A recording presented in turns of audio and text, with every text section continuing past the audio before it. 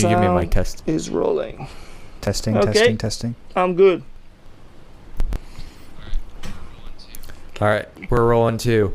15 minutes, I'm going to dip and take it out. Okay. Take 15 seconds. All right. All right. I'll start. Welcome back to the Movie Vault. We got Ben and Zach here again, and we have a special guest. What's your name? Bernie. What? Yeah. And this isn't just any Bernie. I wanted to properly introduce our guest. He's a distinguished director, musician, and artist. Sorry, guys, I have a lot of echo now. Sorry to interrupt. When you talk, Zach, I think it's like I hear lots of echo. I can't even understand what you're saying. Maybe it's the headphones, not having headphones. Were you muted when I No, talked? I wasn't muted when you talked. So let's. Oh, okay. Okay, let's just start over. I'm gonna go ahead and mute. Okay. How about now? It should be fixed, right? Oh yeah, now. Yeah, all good. Okay. Yeah. Just make sure. Okay. 3, 2, 1. All right. It's me, Zach, here again with Ben, and we have a special guest, Mr. Rao right here. How are you doing today? I'm doing well. Thanks for having me. How are you guys doing? Yeah, of course. Thanks for coming on. This is a big moment for the Movie Vault. It's our first actual person who's been involved in real big movies before that we've had on the podcast. Ben, give him his real introduction, though. All right. So, our listeners of the Movie Vault, I want to introduce to you our distinguished guest today. He's a director, a musician, and artist. He is most known for his music video Teddy and his 3 feature films, Ina and the Blue Tiger Sauna, The Baldlands, and especially Killer Sofa, the latter of which was featured in episode 26 of the Movie Vault. So if everyone in Vault Nation could please give Bernie Rao a warm welcome, that would be great, virtually wherever you're listening from. But we're very excited to have you on, Bernie. We sort of stumbled upon your work with Killer Sofa just on Amazon Prime with some friends. And we had a very enjoyable time watching the movie and reviewing it. I don't really know what we said, so don't hold anything against us. I haven't listened to the episode in a while. But actually, we brought Bernie on today primarily to review one of his favorite movies, the, I believe, 1998 film Henry Fool, directed by Hal Hartley. So I just wanted to give you a chance at the start of the episode to maybe give some context for why you chose this movie and like what your experience was when you first watched the movie. Yeah, look, when I watched this movie when I was in film school, and this was like I'm gonna date myself here, but it was like maybe about 20 years ago, right? And I was living what's called the artist life, right? I didn't have any money. I was living in a camper van, and I was trying to be an artist. And when I found this movie in a yard sale, in a VHS tape, with just the title, right? There was no cover, not anything, and the tape was broken, right? So for me, part of why I love this movie so much is because I remember that moment of discovering something which I didn't know what it was, and I glued the tape and I watched this, and I was amazed by this film, right? And it still speaks to me to this day. So I cannot say like if this movie has a cult following. I've never went into investigating what happened with this movie or Hal Hartley but that's why I came across this movie. That's how I came across this movie, and I just love it. And I found out that he won the best screenplay award at Cannes, which makes all the sense because the screenplay is solid, it's amazing, right? So yeah, that's why I suggested this film, because not a lot of people know about this film, and I think it should be out there, man. Yeah, that's great. I kind of had a similar reaction to the script particularly. But before that, we're going to give a brief plot summary for the listeners. So it's just kind of, this is just from IMDb. So it's just, the socially inept garbage man Simon is befriended by Henry Fool, a witty, roguish, but talentless novelist. Henry opens a magical world of literature to Simon, who turns his hand to writing the great American poem. As Simon begins his controversial ascent to the dizzying heights of Nobel Prize-winning poet, Henry sinks into a life of drinking and low-life bars. The two friends fall out and lose touch until Henry's criminal past catches up with him, and he needs Simon's help to flee the country. So it was a very, I mean, this plot is very unusual compared to a lot of movies that I've seen. I'm very happy that you recommended it, because after I watched it, I actually texted Ben and I said, I can't believe I loved this movie. It was great. I said something along those lines. So you have at least that going for you. So your recommendations are good. You'll have to give us some more recommendations after this. But I'm not just trying to compliment you the whole way, but it was really good. It was really good. But yeah, I mean, we kind of were thinking about it afterwards, and there were a couple themes that we were thinking of. But we want to know, what was your kind of first impression of this movie when you watched it? Not just if you liked it or not, but what kind of emotions did it evoke? Why did you relate to it? Why did you like it? Why did you like the characters, maybe, or something of the sort? Like, there's something in this movie that has been lost in cinema these days, I think. And it's a certain theatrical aspect to filmmaking, right? Because this movie is so theatrical, and these characters are so... they're almost like a stereotype in a way, but the way they speak and the way they move around the areas where they are, right? It's almost like watching a theater play, but shot with a camera, and that's how movies used to be back in the day, right? And that's why I love this movie so much, because it's so mechanical in a way, but you have a sense of that you're watching another reality, and you know this is not real life, because nobody speaks like this and nobody moves like the way these characters do. And that's why I love this movie so much, because it's a masterclass of how to direct actors and how to write scenes with a beginning, middle, and end, right? And it's so in such a delicious and poetic way, right? I don't know if I can put it this in another way, but yeah, I mean, for me, I think every scene is hilarious in this film, like scene after scene, even the most the scenes which are supposed to be, serious. I'm always with a smile, and that's why I love this film so much. It's like there's a lot of humor here, although we are talking about serious stuff, because obviously Henry was in jail for sleeping with a 13-year-old girl, right? This is kind of awful, obviously, but I think there's a redemption story for him, for his character.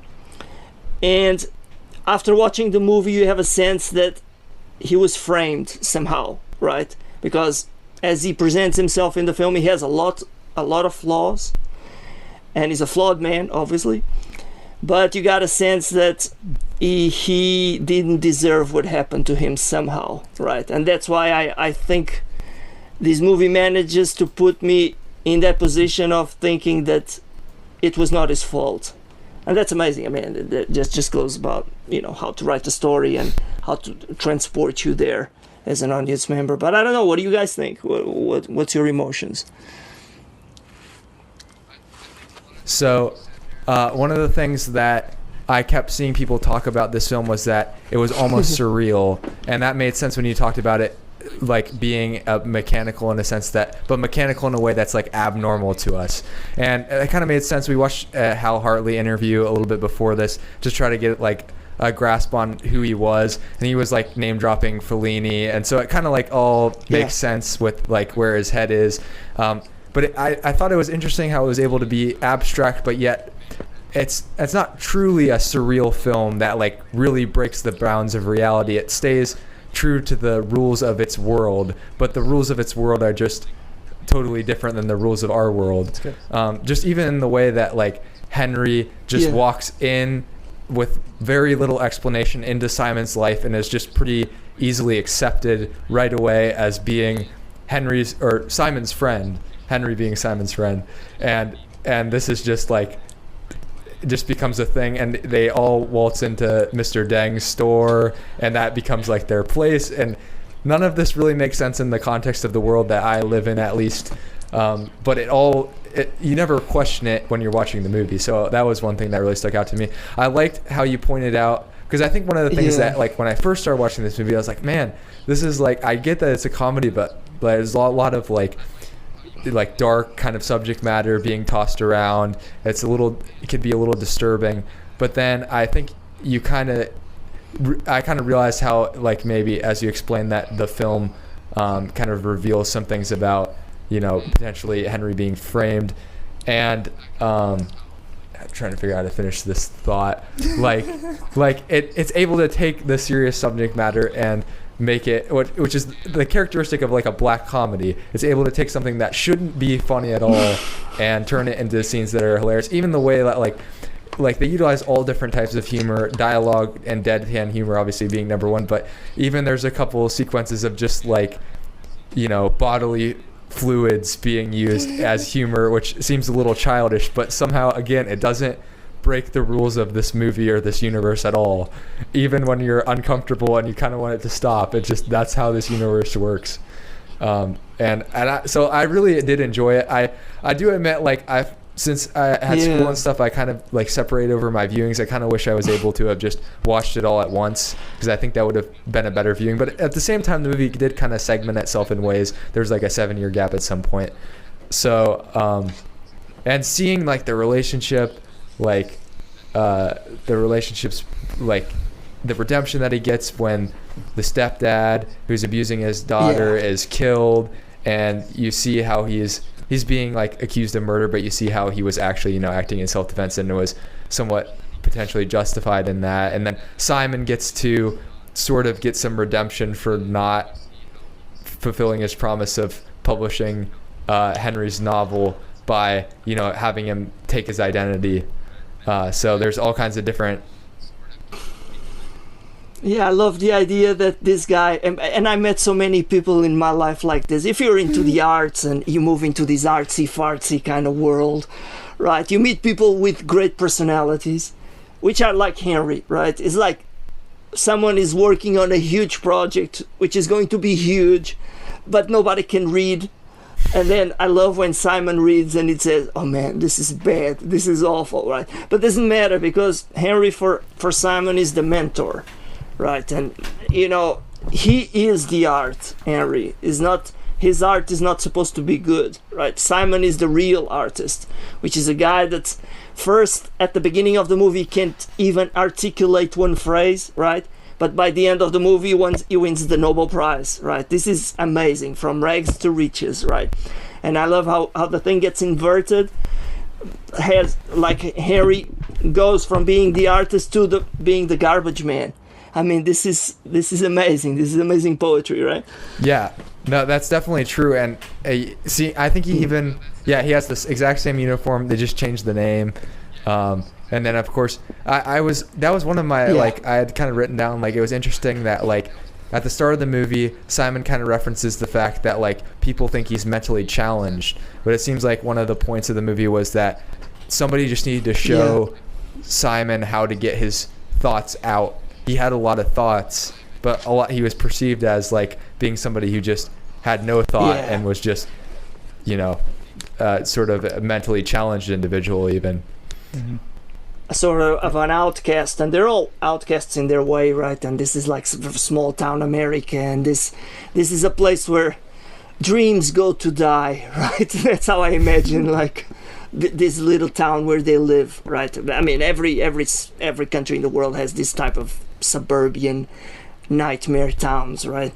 And that's something like this story can happen in that town. I mean, this movie is so great. I love it. Okay. Yeah, I think my first takeaway was, wow, these characters are making me laugh the entire time. I think especially Henry, I was just so like, I don't know, I was just maybe surprised, because I've never seen a character like Henry in a movie before, I guess, where he's so like, he's so focused, and he's so like, I don't know, he's like good with words, but he's also terrible at what he does. So it's just an interesting, yeah. But he says things, everything Harry says, it's completely larger than life. Like the first thing he says to Simon, if I remember, is like, get off your knees, right? Like, because Simon is a man on his knees, right? He's been crushed by the world. And Henry's gonna get him out. And things like, I've been bad repeatedly, but I don't mean to brag about it, right? This is like, the things he says are amazing. Like, an honest man is always in trouble. Like, these are things you print on a shirt, right? Yeah. So yeah.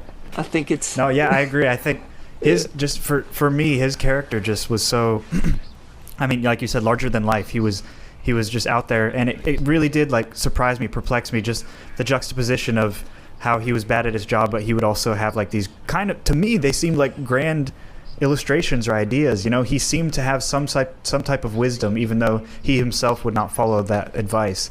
You know, I think of Simon, where another character where he's great because in the beginning you think of him as this robotic character who maybe wouldn't come out of his shell as much, but by the end of the movie, you know, he's saying the things that need to be said, and you're the one that is rooting for him because he's going to come and save the day when his nephew comes and gets him. You know, you think that all these all these things don't change, but the 7-year gap does show a lot of change for these characters, even though it's less change for Henry, I'd say. But it's a really interesting movie to me that I'm not gonna probably forget anytime soon, unless I need to rewatch it, of course. But I think just those two characters and their relationship, and then Faye and Mary and everybody, and when the mother, when she killed herself, that was very surprising to me. Although I kind of saw a little, thinking back, I saw some foreshadowing with that. You know, you can't leave her alone, stuff like that. But also. There's also a storyline, like a character arc for Faye, you know? She was always wanting to have sex with people at the beginning, but then by the end of the movie, she's trying, or before the 7-year gap, she's trying to actually find jobs, you know? She's like, oh, I'm going to go here and look for a job there and look for a job there. And then, you know, by the end of the movie, she's a mother. She's taking care of the 7-year-old kid basically by herself. You know, she's trying to keep her son away from Henry almost, because Henry's taking him to the bar and just all these weird things and making him smoke. But it is cool to see all these character arcs, and that's what stuck out to me more so. And then the storyline in general was just so unique that I was just captivated, almost on the edge of my seat. So I think it's great. That's why the script is so good, because no character is gratuitous in the way, you know, like they all have an arc, and the mother is an interesting character because you think, oh, this is just a depressed woman that was stuck in with 2 kids with no father, right? And now she's on medication, but then you see her playing the piano when she reads Simon's poem, right? And that is the power of that poem, that we never know what he writes about. And that's brilliant that they don't show you, because it leaves you wondering, man, what is this? You know, it's kind of pornographic, or, you know, that's the only thing, you know. But the mother at some point starts playing the piano, and she's actually very good, right? And Simon comes and says, please don't stop. And the mother says something like, well, I was never good enough, right? So this is the, you know, the struggle of the artist, right? Where he's like, well, why am I doing art? Does somebody care? Will I ever be good enough? And that's when she kills herself. And that's, you know, that's so poetic and brilliant, I think. No, Ben and I actually pointed that out as the thesis of the movie. So we have the line right here, was Simon comes up to Mary and says, that was nice. And she says, yes, it was nice, but it was unremarkable. And he says, does it matter? And she said, yes, it does. And we're like, that pretty much represents what the movie's trying to say about artists in general. You know, is it only meaningful if it stands out? You know, we obviously are like, no, there are meaningful things that don't stand out. Obviously, this movie is an example. I've never heard of this movie. It's not a big famous movie, but it is meaningful. So I think that the movie almost answers its own question, which is kind of funny. But it is an interesting conundrum of you have Henry, this character that's writing this really long book that he's been working on for, 6 years or so, or how long? I don't remember how long he was working on it. The Confession, Confession. Again, like, that's larger than life. That sounds so dramatic. You know, Last Confessions are these big theologians, or these big historians, or philosophers will write these big confessions. You know, but that's how he saw himself. You know, he saw himself as that type of guy. I mean, Harry compares himself to Socrates, right? When they say, what he did with his pedophilia, right? It's like, well, Socrates was the same, right? So this is who Harry is. Yeah, right? That he was spoiling the youth. Of Athens. And this is the type of thing a guy like this would say, right? It's,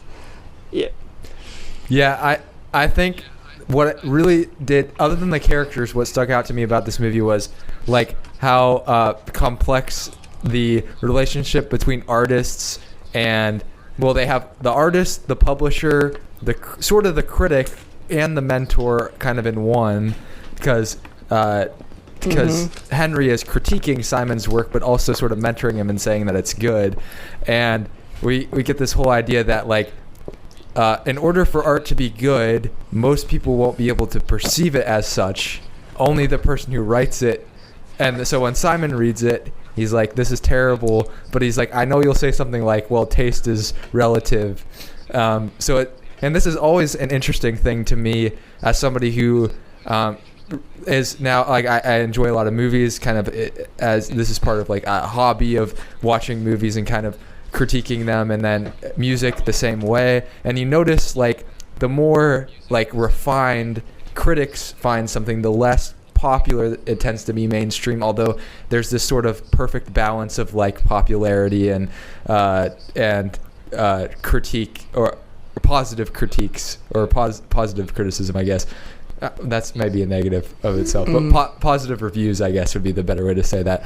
Like, I think of, like, the Beatles achieved that, or more recently maybe a band like Radiohead, in that, like, they have large fan bases and yet are able to garner, like, basically music reviewers saying these are the best bands that we have. Obviously, it's still only a small sliver of what exists, so nobody can really truly say what is the best.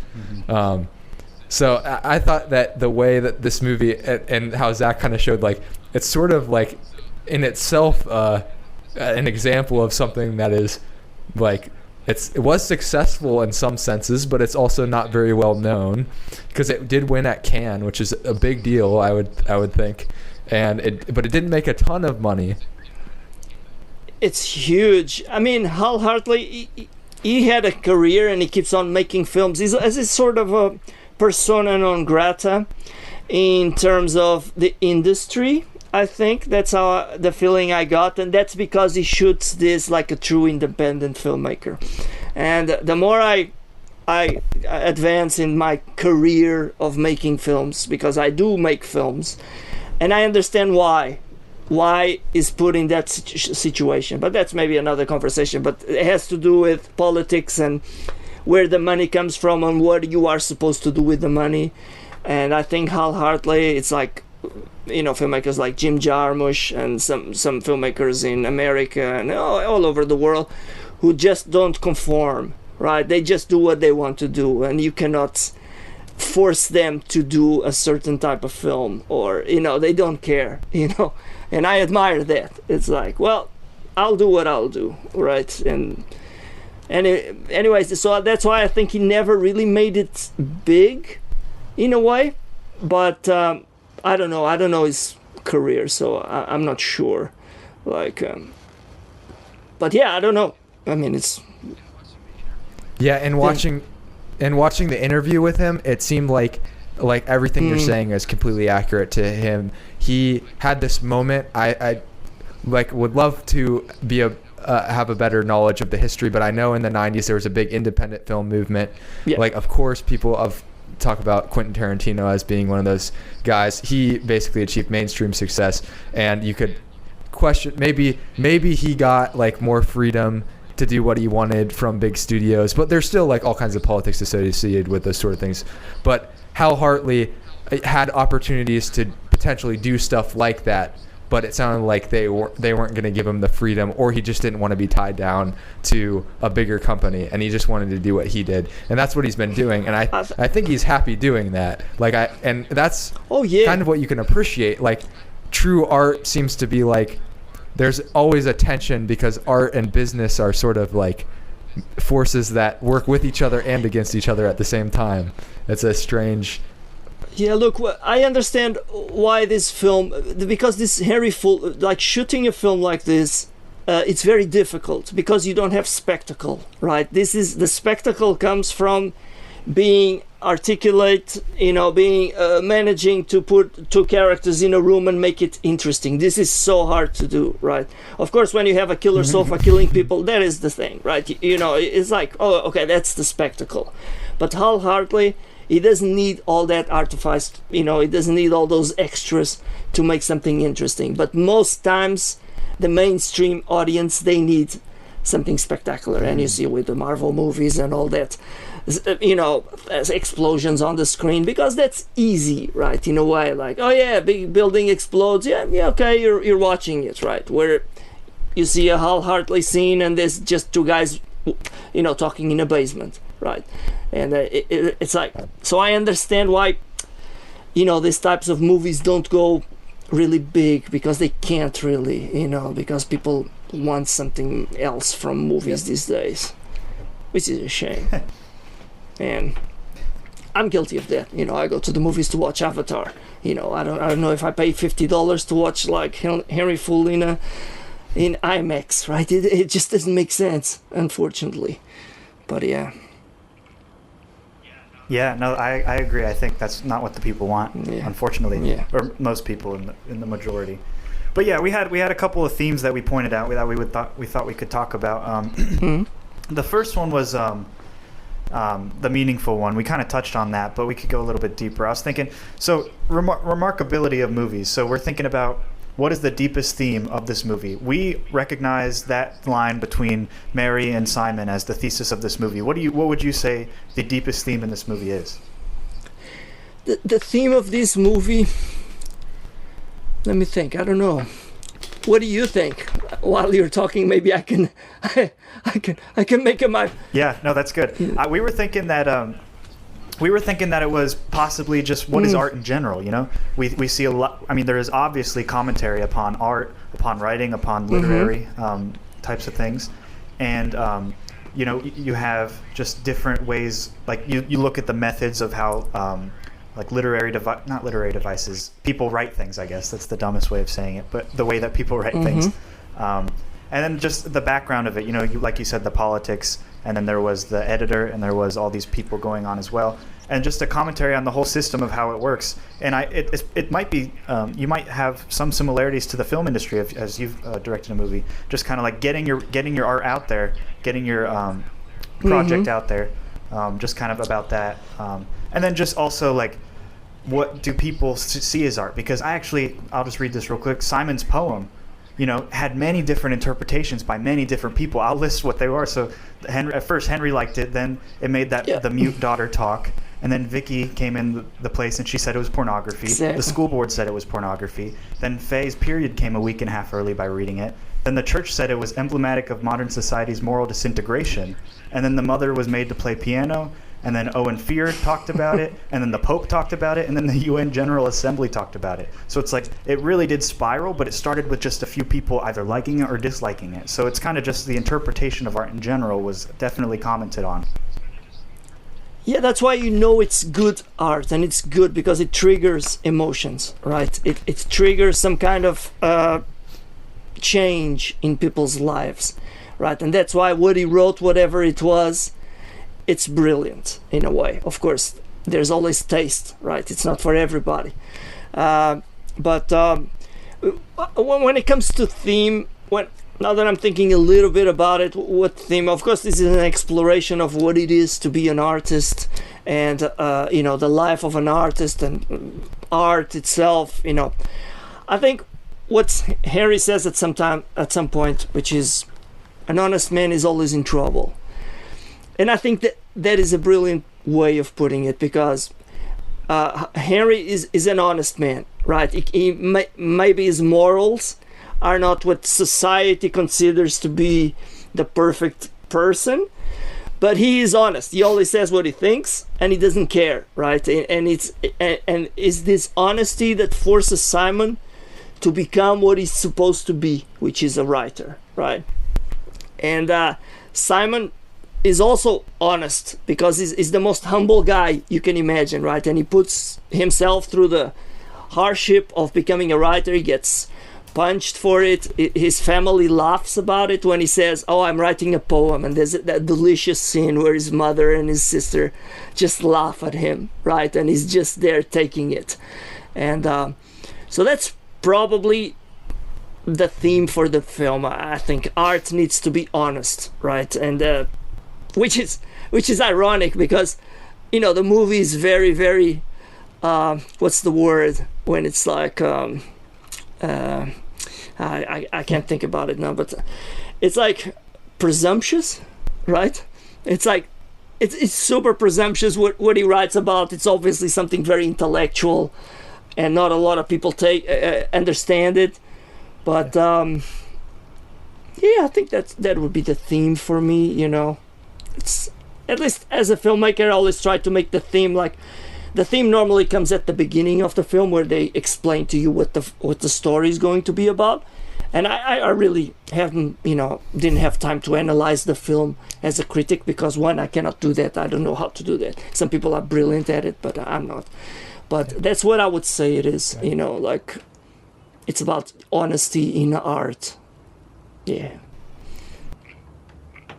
Don't know if this makes. Yeah, I think that does definitely make sense within the movie, and kind of goes off what Zach was saying. The thesis of like it revolves around art, but also like the purpose of art and what people go through as artists. One of the things that I thought really was kind of stuck out to me about where the film was maybe like layered in a couple ways was like when I forget what the publisher's name is, but when he's talking to his other associates, which is I thought that was one of the more hilarious scenes, when they're just sort of like bantering back and forth, but it kind of shows like how the business mind works in relation to this stuff, saying like describing someone who's like a stereotype of Henry, and saying we need this like person, this is what's going to be popular, and it's sort of like it feels like it devalues the original intention of the art, because it's like taking a stereotype and it's just saying we need more of this, let's manufacture that.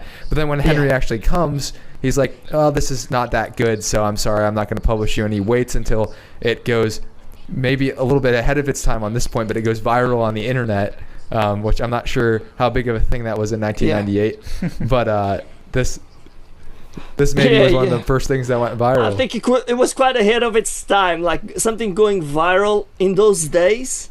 I mean, internet was just, it was when it started to be a thing, right?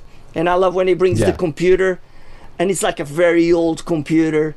And they asked him, where did you get this? And I stole it, but let's talk about something else. And you're like, okay. This is amazing, man. That is funny. And so you see like everything just sort of like goes together. It's sort of, I don't know whether self-referential is the right, but it's referential. It's like an artistic piece about art. So you get that sort of thing, which I like nowadays, like stuff that's meta and self-referential is like on steroids. I don't know, like Zach and I like watching like Rick and Morty, so we always bring that up whenever stuff like, or there's a TV show in America called Community, and those kinds of shows that just like played on meta humor and stuff. But it's interesting to see that like maybe in its earlier time in a different sense. It's not quite the same thing, but where it's like somebody who is an artist just commenting on art and coming up with these, like you said, it's presumptuous, or maybe it's a bit I'm also struggling for the word. I know there's a word that I want to bias? Not bias. It's pious. Like when you think you're better than other people. Pious, I guess. Yeah. Yeah. There's a word. I mean, I'm not English, but it'll come to it'll probably come to all of us at the same time. But it's so it has the sense that like it's above you, but it's also critiquing sort of that idea that you should do that as an artist. Because I don't know why this movie comes to mind, but there's a movie called Velvet Buzzsaw that wasn't really even that good of a movie that came out a couple years ago. I mean, it was an okay movie, but the most interesting thing about it to me was the world of like painting and business that I had never really thought about, because like people look at paintings that Da Vinci or any number of artists, Picasso, made, and they just take it for granted that like those are great pieces of art. But really, like there's a lot of like branding and like name association that goes along with like establishing that something is a good piece of art, and that starts in the business world, and it probably to some extent always has. So like just seeing how these it keeps coming back to it, but it's something that I feel like I don't think about that much, maybe because I'm not really an artist. Like I've never really been in the artistic world, so I've never really had to think about it. But like the way that we value things, and like like the intentions of the artist, or like even does it have to be a tortured artist? Like Simon sort of could represent this like tortured artist stereotype that like in order to be a good artist you have to go through so many hard things in order to like express yourself. Yeah. The movie introduces that idea, which is a very noble way of doing things. Like you have to suffer to be a good artist. Whereas Henry, you have a feeling he's not tortured at all. Tortured. He's not a tortured soul. It's like this is a guy who likes prostitutes, who goes and drinks, who takes drugs. Like he's living the life of the artist, right? But he's very bad at it. But Simon is exactly the opposite. He's a shy guy, works as a garbage man. He looks after his daughter and his mom.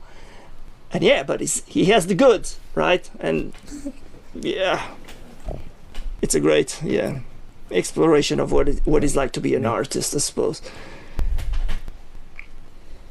I suppose because I don't know if I'm an artist, but I make films, and it's a very boring and monotonous. It's a monotonous thing, right? It's like it's a crafty thing, and when I see movies like this that bring like the poetry of what it's like to be an artist, seeing from the outside, I love it, man, because this is what I thought it would be when I was like 18, right? And I thought, oh man, this is the life I want to live. But after doing this for 20 years, you're like, well, this is just waking up, going and sitting on the computer and just writing, right? It's not as glorious as this, right? That's why I love this film so much, right? Yeah, I agree. I think one another theme that we kind of thought about was just there was a line by the editor and his assistant. It was when they were trying to let Simon come in to read his poems, and and at first he rejects and says no, make him schedule like a month or two ahead. But it was, be on the lookout for more marginalized verse from unestablished quarters of the American scene. Controversial or pretty marginal.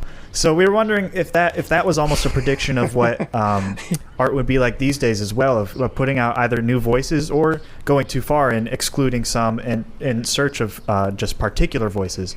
We were just thinking it did touch upon that, because that is a big aspect of art, we think, right now. No matter what people think of it, I think it's very apparent that who talks is important, but also that this movie is kind of like ahead. 1998, right? Yeah, it's kind of ahead, like in the fact that it's saying these things that would be words that would be spoken constantly in our society today, especially in the American society. I don't know how it is over there right now, but it's just like it's very much that way. What do you think about that? Yeah, I think like it almost, there's a moment where the guy, I forget his name, but he sees this politician, right? This governor who's trying to be like, he thinks he's going to be the president of the United States. Man, that guy for me is Trump, right? It's like, oh yeah, somebody says, oh, this guy's a Nazi, man. This is like, I don't understand why, people like him. And yeah, it's ahead of its time. It's like, but maybe there's always been in American society these characters who are like Trump-like figures, right? They've always existed. For me, I'm not there, so I don't know.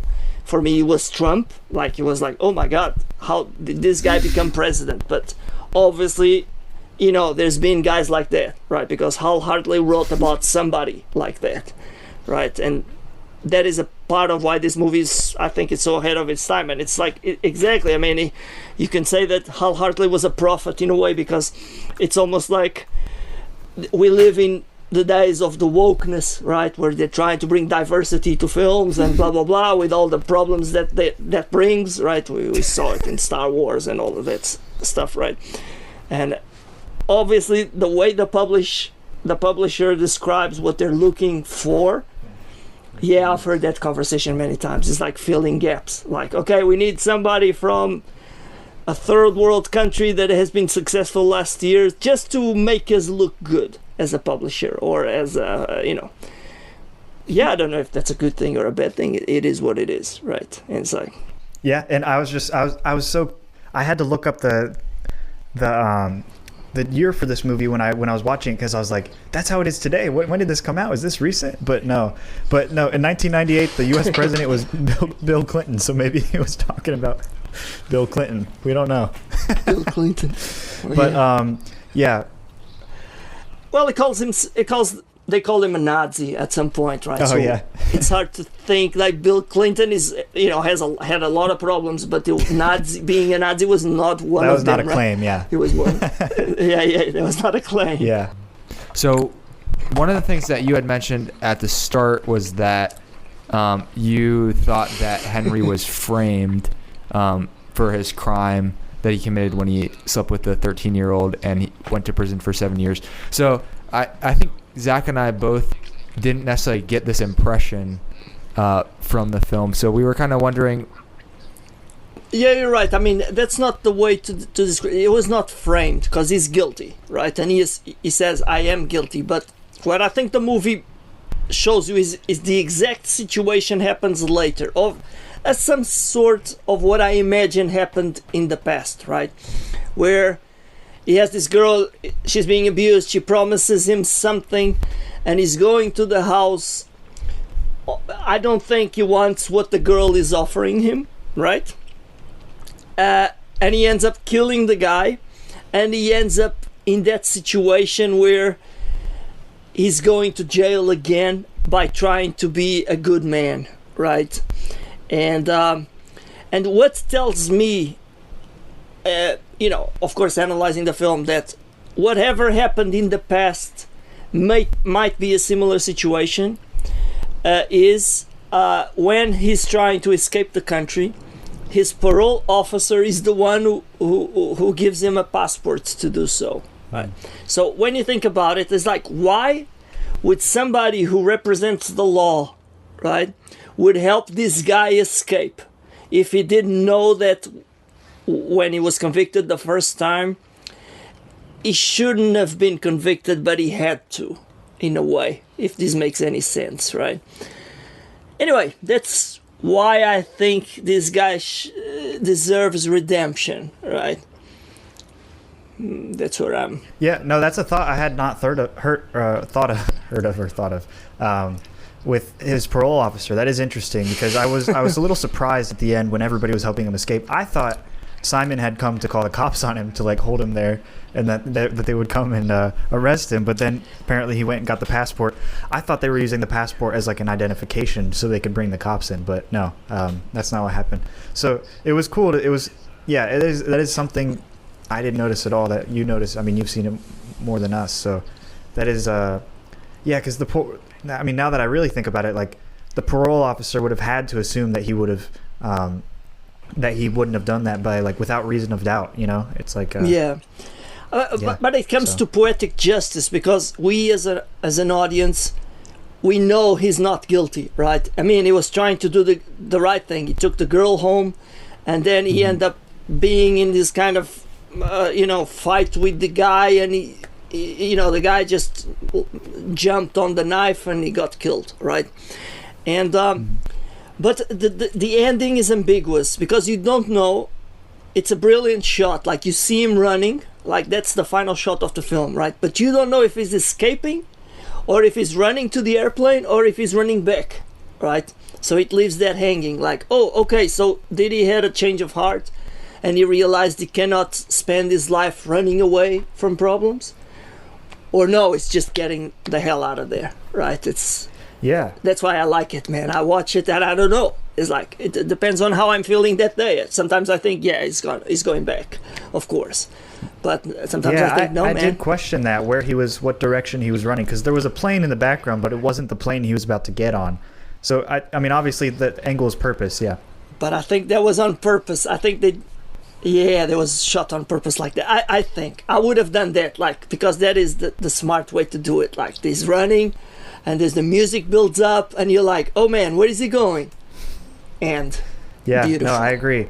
Another thing that we were thinking about, so and we can close after this. There was a scene where we have this juxtaposition of these two characters, Henry and Simon, and there was a scene where Henry finds this copper gasket that Simon identifies as a copper gasket from maybe the fridge over there, and he thinks of it as like a ring right away, right? I think that also symbolizes the way that the characters think. And it even goes on to become their marriage ring unintentionally when he's on the toilet, which is such a gag, but it's it's just a way that it's a symbolic way of displaying who these characters are and how they view life. You know, Simon is seeing it as like, you know, we think of Henry as this truth teller, right? And he sees this thing larger than life, of course, you know.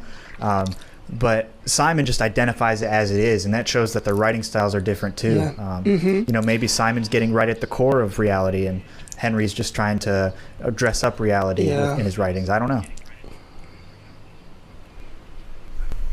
Yeah, that's such a... I forgot about that scene, and it's just like... You've seen it so many times, somebody proposing to someone, and that is like the ultimate, like... like he goes to have a shit because he knows the girl is pregnant, and she's like, yes, I accept, and he's not asking her to marry him, right? He's just having a shit there in the toilet. And that is such a brilliant way of putting it, of making a scene that you've seen it thousands of times and making it original and something that I haven't seen before. Or, you know, and right after that disgusting part, I got grossed out. Yeah, and Zach and I are both going into healthcare fields, and we should be ready for it. But that scene just keeps going. It's a masterclass in making your audience uncomfortable. That's for sure. Yeah, I want to circle back. I had one comment on like the closing scene there. I thought it was cool how they tied in all of the characters pretty much at the end, even like the pastor who's just like randomly in a couple of scenes. I think they even get advice from him at one point. Like, he's kind of a strange character who's just like interlaid throughout the movie. But like they're all there. It's like they all want this guy to get away, and it's like you're like, what did they see in this guy that made them want to help this guy out? But there was something. I mean, this guy brought a lot of change to the community, right? He changed everybody who touched him somehow got changed, right? He didn't change throughout the movie. Harry doesn't need to change, right? But he brings change. He's the outsider who makes everybody just kind of makes Faye get a job, makes Simon win a Nobel Prize, you know, the father, the priest, is having doubts, and Harry comes and tells him, look, you know, it's human to have doubts, right? He's a guy who always has some kind of advice, right? That's why everybody helps him. Everybody comes together to help him in the end, and it kind of makes sense. It brings, you know, I think it's the perfect finale for something like this, right? And the thing he always wanted, you know, he's pretending to be the artist he always thought he was going to be. Like the passports, possibly what they did is put Harry's photo on Simon's passport, right? And he's going to Sweden, and everybody's treating him like a true poet, you know, which he isn't, right? He was a janitor for the publisher, right? So I think it's such a poetic and beautiful moment in the end, right? And he's going with it, man, because he wants to get out of there. You know, an honest man is always in trouble. That's what he is. Mm-hmm. All right, so I think with that, we'll wrap up the movie review section of this podcast, and then we're also going to do a little bit of Outside the Vault, which is our sort of second tier here at the Movie Vault, where we do things that aren't related to movie reviews. So Bernie, one last thing, I guess, before we have a goofy thing that we do here where we close the vault. It's sort of a figurative thing where like we live in the vault, and I don't know, we've sort of played it out over the years. But I wanted to know, like, so this is one of your favorite movies. What are some of your other favorite movies or directors? Let's see. I mean, John Carpenter, for example, I think he's a brilliant filmmaker, and possibly early John Carpenter, when he didn't have money and he had a lot of enthusiasm, he made masterpieces, which I think are masterpieces like The Thing. They Live is such an amazing film, right? You know, Halloween. You know, when he started getting into Vampires of Mars, that's when things started getting a little bit weird, but I still think it's brilliant, you know. But I think he's a filmmaker I love, for example. That's one. And of course, I mean, I will not talk about the great filmmakers, Kubrick and, you know, Spielberg. Of course, they are masters of their craft, right? Tarantino is, man, the way he writes dialogues is brilliant. I tend to gravitate towards filmmakers like Hal Hartley and Jim Jarmusch, the one I talked about earlier. There's a guy I love, man. It's like Aki Kaurismäki. He's a guy from Finland. He makes films like this type of film, right? And yeah, I don't know. I mean, of course there's filmmakers like. This is gonna sound super pretentious, but I don't care. It's like that's Ingmar the word Bergman. I was looking for. I love that was the word. Pretentious. Yeah, Yes. exactly. Ingmar Bergman, I love his films. Like there's some Russian filmmakers that I love. There's. Do you like Tarkovsky at all? Yeah, Tarkovsky, brilliant filmmaker. Yeah. I just watched like Stalker. Like maybe I don't know if you guys watched that. I've only seen Solaris Stalker? and Ivan's Childhood, but Stalker's on my Solaris. list. Yeah. Stalker is an amazing story. Like they went to shoot in this chemical plant, and they all got cancer from shooting there. It was an intense. I did not realize it was that. like the main actor died some years later because they were shooting in conditions which are completely, awful conditions. And you see that in the movie, right? They're like in these kind of puddles with all this kind of chemical stuff, and the actors are just, like walking through that shit. And yeah, it's an insane story. But yeah, Tarkovsky, I love it. I love him as well. And of course, then there's filmmakers like Kevin Smith and which are an inspiration for someone like me growing in the 90s, right? Well, like Robert Rodriguez and all those types of filmmakers. But yeah, those are the types of, I'm not sure. I mean, I have some filmmakers I follow. I don't watch a lot of modern movies, to be honest. I just have other things. I make movies. I love to make it. I love the craft of just getting the camera and shooting a story. But for me, I'm more like into watching like older stuff. I don't know. It just transports me to another type of reality. Yeah, I suppose, we've actually been going back in time because we've been disappointed by most of the movies this year that have come out in 2022 at least. So we've definitely done some older films recently. To us, older at least. I don't know if other people would consider them old, but I don't know. Yeah.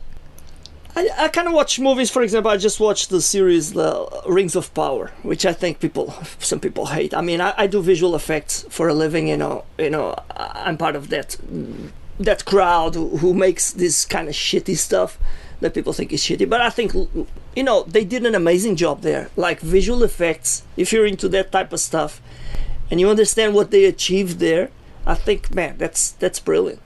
And more people hate it, the more I love it. I don't know. It's like maybe it's just me. I don't know. All right. Yeah. Well, with that, I'm gonna close the vault, I guess. And so I'm gonna make a little sound effect with my voice to signify that the voice is closed. But this isn't the last you'll hear Bernie Rao on the movie vault. All right. The vault is closing. Yeah. So that's pretty much the cheapest you can get with audio effects. Brilliant. Right. Yeah. I guess we're in the independent podcaster world. If Hal Hartley would probably be proud of us for sticking with our roots and not selling out, right? Oh yeah, for sure, man.